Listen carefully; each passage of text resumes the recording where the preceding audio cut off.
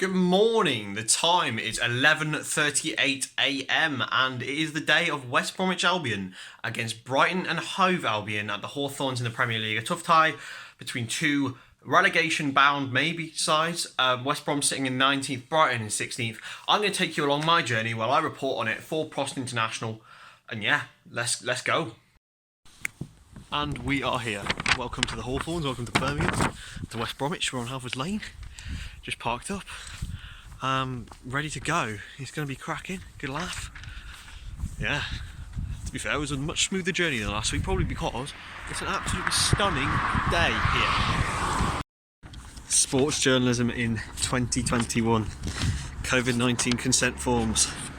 Fun.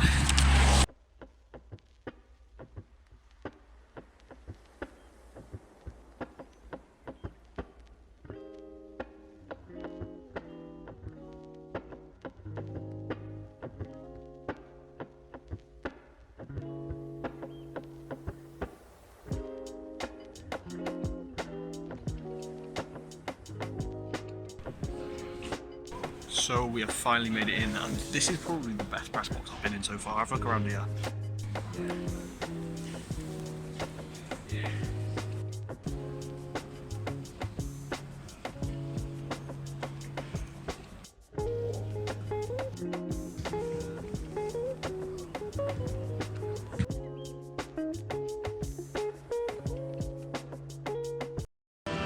So it is West Bromwich Albion 1, Brighton Hove Albion 0 here at the Hawthorns, with the goal coming from Kyle Bartley early on. The main talking points of the half, well, Brighton firstly missed a penalty awarded by VAR, and then were disallowed a goal by, we still don't know what's going on. Lee Mason blew the whistle twice, so happy days. But yeah, it's been a really good half of football actually, not something that we all expected from two relegation battling sides, but yeah, it's going to be an interesting second half.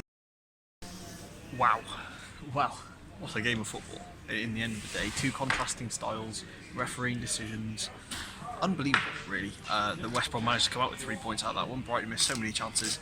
But a massive 3 points for the Baggies. Report and feature to come, plus the manager's press conferences.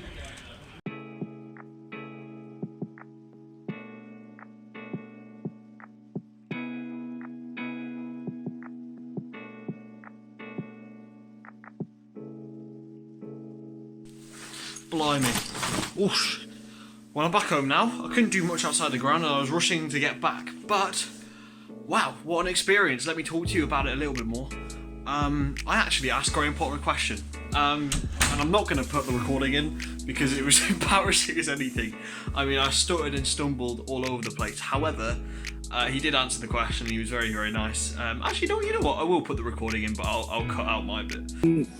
How do you feel like you and West Bromwich Albion up against each other with contrasting styles in terms of staying up in the Premier League? How do you feel that you've both gone about that? I can't comment on West Bromwich Albion. I haven't got any information on them apart from preparing for the game. All I can speak about is us. As I've said before many a time, I don't think there's any right or wrongs in football. There's just different ways to do things. And I would never say that our way is better or worse than anybody else's, but we just have to use the resources we have, fight like everybody else, and we know that everybody is trying to win the game, which is the most important thing. And today we've come short. We have to make sure at the end of the season that we have the points we need, and we'll keep fighting for that. Good morning. I thought I'd outro this video yesterday, but obviously I didn't. I've got one more thing to say before we finish up this in the press box. I hope you have enjoyed it. It's in response to this tweet here from Neil Fissler, having a go at students playing journalists during lockdown. Now, I'll tell you this for once now, Neil. Take your views elsewhere because they're not appreciated. As you can tell by the amount of anger and outrage at what you said. And I want you to take yourself back in time, okay? So, take yourself, maybe 30, 40 years ago, whenever you were starting to get into the industry and you were looking for opportunities.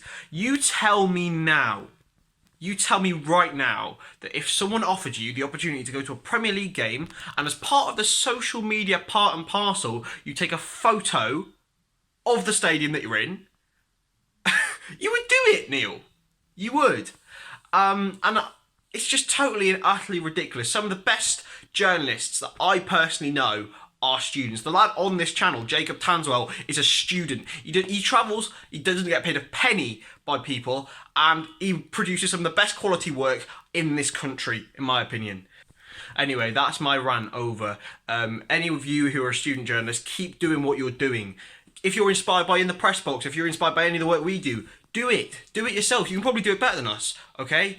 But yeah, from now on, we're going to keep continuing to share student journalist work. And you'll never walk alone, and I'll see you in a bit.